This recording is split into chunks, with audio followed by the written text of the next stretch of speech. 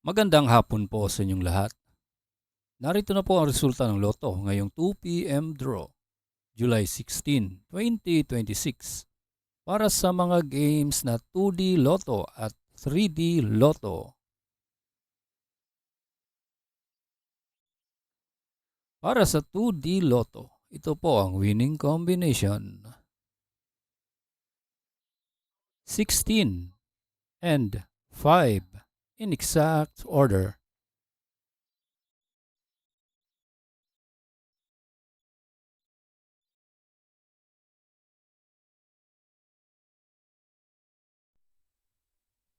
Kung bago ka pa lang sa aking channel, pwede kang mag-like, share, at subscribe para updated kayo sa mga PCSO lottery results araw-araw.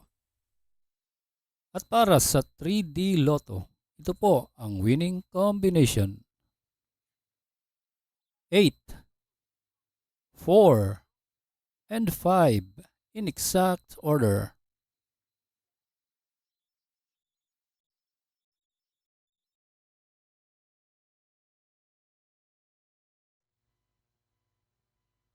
Salamat po sa panonood ng Lotto Results Today by Mr. Wi-Fi. Good luck at maglaro ng responsable. Huwag kalimutang mag-like, share at subscribe. Hanggang sa muli, paalam po sa inyong lahat.